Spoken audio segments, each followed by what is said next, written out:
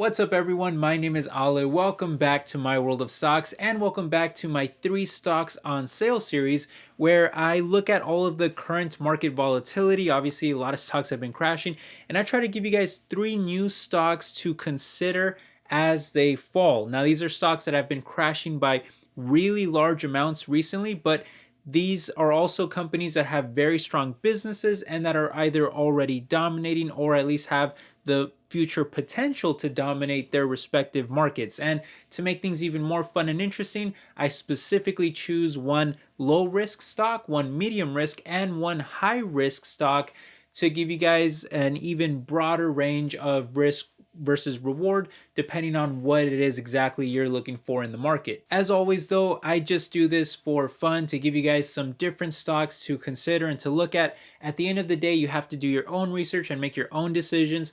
Again, these are stocks that are falling. Don't be surprised if they continue to fall. That's just the risk that you have to take as a long-term investor when you like to buy stocks as they go down, which is something that I like to do. So anyway, I hope that you guys are enjoying this series, and if you do appreciate these videos, then consider hitting the like button. It really helps the channel survive and grow, and it means a lot to me. But with that said, let's go ahead and jump into today's fresh new list. Okay, so as always, we'll be starting first with our low risk option, a stock that is very likely to perform well over the long term. And to be honest, I would love to go with Google or Amazon right now because I think they're both screaming buys, but I already used them in 2 previous episodes, so maybe I'll wait a little bit before using them again. But instead, today I'm gonna go with a stock that I feel is another great option right now, and that is Disney, ticker symbol DIS. From its highs, Disney stock is currently down more than half of its entire value. They're trading at a 52-week low. They're actually negative over the past 5 years, and they're even approaching the pandemic lows that they saw back in 2020. Now, that's pretty crazy when you think about it, because the last time that Disney stock was trading this low was when the entire economy was being shut down, including their theme parks and cruise lines and theaters and resorts. And yet today, most of these stocks have opened back up, and in the meantime, their new streaming service, Disney Plus, has seen explosive growth thanks to everyone being stuck at home. In fact, here's a chart of Disney Plus subscribers by quarter, and you can see that in 2020, from Q1 to Q2, there was just that normal size growth that you would normally see. But into Q3, because of the lockdowns, that number skyrocketed to almost double the amount of subs. And today, Disney Plus now has close to 140 million subscribers. That's well over 100 million more subs than what they had right before the pandemic. So you're telling me that Disney has accumulated all of that growth in what is arguably the most important part of their business, and yet the stock is still trading near those same levels as if it never happened, and the stock is actually negative over the past 5 years as well? That doesn't make a whole lot of sense to me.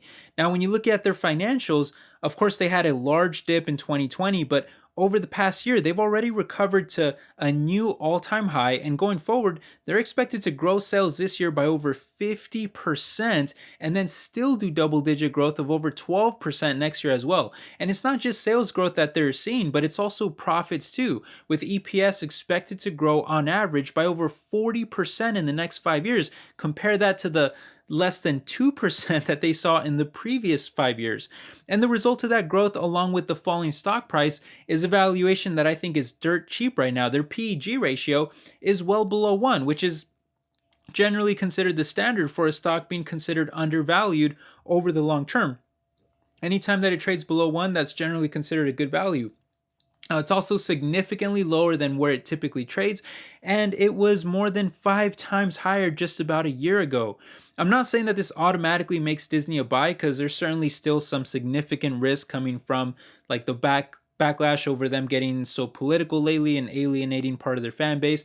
And I would say even more significant is just how sensitive they are to the macroeconomy, which is struggling right now and at risk of going into recession, which would obviously hurt their entertainment and leisure parts of their business. But you look at Disney stock right now with how much it's fallen and how strong of a company this is with so many popular brands, and how likely Disney Plus is to overtake Netflix in the future, at least in my opinion. I mean, anytime that I see a new movie or show coming out with a lot of hype, it's usually from Marvel or Star Wars.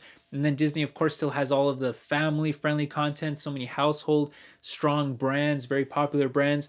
And you look at their what they do with Hulu, and you look at how they also own ESPN Plus, which is doing a great job partnering with the UFC, and that's seen a lot of success. And then you still have theaters, theme parks, resorts, all of that stuff opening back up as the economy opens up. I think there's a lot of reason to be optimistic about Disney's future over the long term. Right now, the stock is falling, but I think that it gets more attractive as it continues to go down. So I'm going to be buying some shares myself. Moving on though to stock number 2, that'll be our medium risk option. And for this one, I usually like to pick a dividend paying stock just because a dividend can oftentimes help balance out a lot of the risk. And this time, I'm going to go with another stock that I own myself, and that is Verizon, ticker symbol VZ. And I can actually make the case for Verizon very simply. I mean, they are the best option in their respective market out of the big three that basically run a triopoly in the telecommunications market with Verizon, AT&T, and T-Mobile. I just think Verizon is a safer, more balanced choice for the long term. And before we make a few comparisons, let me just get a couple basics out of the way. As of right now, Verizon stock is down over 20%. That's more than a fifth of its value, and is also close to being flat over the past 5 years. And the reason why this matters is because it's driving up the dividend yield, which usually prevents the stock from getting a whole lot cheaper than this. In Verizon's case, you're talking about a yield that has now surpassed 5%, despite having already been grown for close to 2 decades in a row, and yet it still carries a very good payout ratio of less than 50%. That's not very easy to match in the market. In fact, that's such an attractive level for the dividend that if you look at the past decade, you'll notice that the dividend yield almost never reaches these levels. It's much more common for it to hover around the 4% range, and in the very rare instance that it does actually climb above 5%, it always corrects back down by sending the stock price higher. So I'm not saying that that automatically makes Verizon a buy, but it does at least suggest that this could be a very good entry point if you're thinking long term. And the other reason why I say that is because you have to put Verizon into context by comparing it to its peers.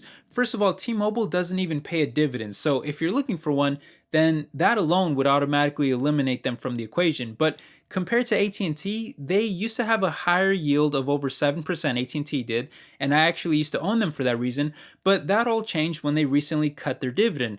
The result now is that Verizon's growth history is actually way larger than AT&T because of the dividend cut, while also having a yield that is just about the same too. I mean, AT&T's is only very slightly higher, and that doesn't really make up for their lower market share and the lower customer ratings. As of last quarter, Verizon maintained about 115 million phone subscribers, while both AT&T and T-Mobile were significantly lower at 101 and 91 million respectively. Verizon also has more fiber internet subscribers than both companies, while also consistently being ranked the highest in quality, reliability, and customer satisfaction as well. In fact, they're not only ranked the highest by small businesses, but they've also received the Network Quality Award by JD Power for a record-breaking 28 times in a row over the competition, and that reliability has even gained them a 45% market share lead in public safety because governments and municipalities, they're going to trust Verizon more than AT&T and T-Mobile for emergencies because the higher quality matters the most in those type of situations. So they're going to go for the more reliable service. And I think that'll help them stay as a dominant player over the long term. But speaking of the future, T-Mobile is definitely the more growth-oriented stock if that's what you're looking for specifically, but T-Mobile doesn't have the cheap valuation or the super high dividend that Verizon and AT&T can offer. In fact, T-Mobile trades at a forward P/E ratio of almost 50, so you're going to pay a big price for that growth. Verizon and AT&T, on the other hand, they are dirt cheap at less than a 10 PE ratio each. And even when you look at sales growth specifically, T-Mobile is just barely ahead of Verizon at 3% expected next year versus Verizon at 2%, and then AT&T is actually negative. So overall, I just think that right now is the right time for Verizon. I can see how other times might be the right time for T-Mobile and the right time for AT&T stock, but right now, when I look at the overall picture, when I put everything together, Verizon, it looks like it's Verizon's time right now. This is the stock that I'm liking right now when you factor everything in, and so I've been buying the stock and I like it the more that it falls. That leaves us now though with our third and high risk option of the day, and for this one, I'm going to go with a spec stock that I have never owned myself, but It's one that has long been on my watch list, and the more that it crashes, the more heavily that I've been thinking about dipping my toes in this one. But that stock is Intuitive Surgical, ticker symbol ISRG, who is a surgical robotics company that makes robot systems, like, for example, their Da Vinci system, that are used for performing surgeries. And I just think that's a fantastic market to be in because it's definitely where I see surgeries in general heading over the long term, especially as these robotic systems advance and they start handling more complex surgeries that will likely be considered safer, faster, and more efficient as they're being done with the precision and efficiency of robots and artificial intelligence rather than by humans that are, known for making a lot of errors and mistakes. In fact, Prophecy Market Insights estimates that the surgical robots market will grow from around $5 billion in 2020 to more than 4 times that amount by 2030. For context, Intuitive did about 5.7 billion in sales last year, with 1.7 going straight to the bottom line. So in other words, Intuitive is dominating the market and they're generating super nice profits from it with really good margins. So as the market gets larger, their profitability should increase dramatically alongside it. Because as it stands right now, they already control about 80% of the entire market, which makes them the most trusted name in the space. And that's something that I think will be super important in the future of surgeries as they become more and more complex, because hospitals, I think, are likely going to choose the market leader to ensure safety, while physicians are more likely to train on their systems since they're more widely adopted. So it's kind of just from two ends there that you're going to see them being trusted more in terms of their market. And yet that's not the only thing that I think gives them a strong moat over the competition. Another way that I think that Intuitive is going to be able to maintain market share is simply because of the way that their business is structured. For example, their Da Vinci system can cost millions of dollars just to acquire, which generates, huge initial sales for the company. But then that system is still going to require new parts for new surgeries. It requires intensive training. It requires maintenance. It even requires new hardware upgrades and software updates to perform new functions, which is why Intuitive is able to snowball their sales and increase them by large amounts over time. So as hospitals spend more and more money on their products and services, they're just going to be unlikely to want to switch over to a brand new platform when a new competitor comes around and tries to sell them. And by the way, that market size that I showed you earlier, that's just one of many different estimates out there. But when you start including various parts and services and softwares, and you expand the market beyond what Intuitive can currently do right now, well, some estimates go insanely higher than just 22 billion. In fact, Allied Markets Research estimates that it could reach nearly 100 billion just by 2024 alone. And according to one of Intuitive's biggest rivals in Medtronic, the current surgical market only uses robots for less than 3% of surgeries right now. So there should be giant amounts of room in the market for not only Intuitive to grow, but even several competitors as well.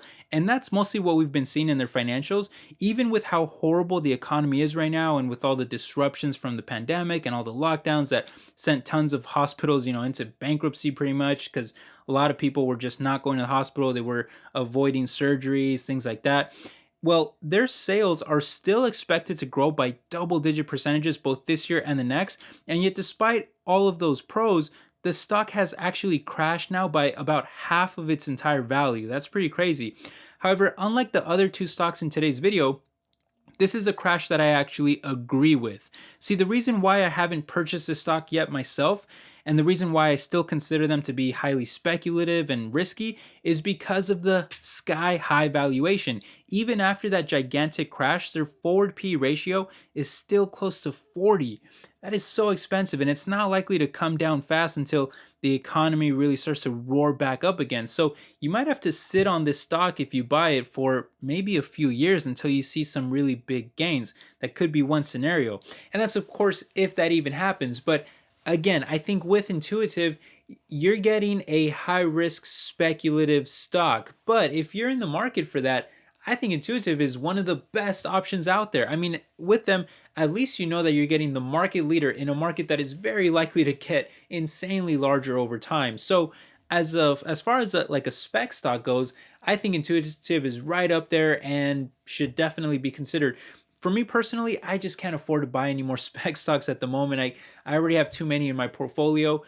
But if it continues to fall, it just keeps getting more and more tempting to start dipping my toes in, at least maybe by a very small amount. And then if it continues to fall even more, I'll just add to that. But I'm very, very close to considering buying this one. It's at the like right there at the top of the watch list for me. So I'll let you guys know if I do end up buying this stock anytime soon. Make sure you're subscribed for that and any other videos as well. But that's how I feel about it right now. It's super interesting and I'm very close to buying, but I'm going to perhaps wait a little bit longer. But that's how I feel about these stocks. What do you think? Do you like any of these?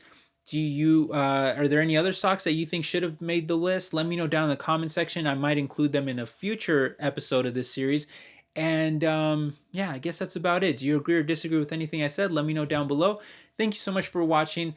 I will catch you in the next video. Hope you're all doing well. Take care. Bye-bye.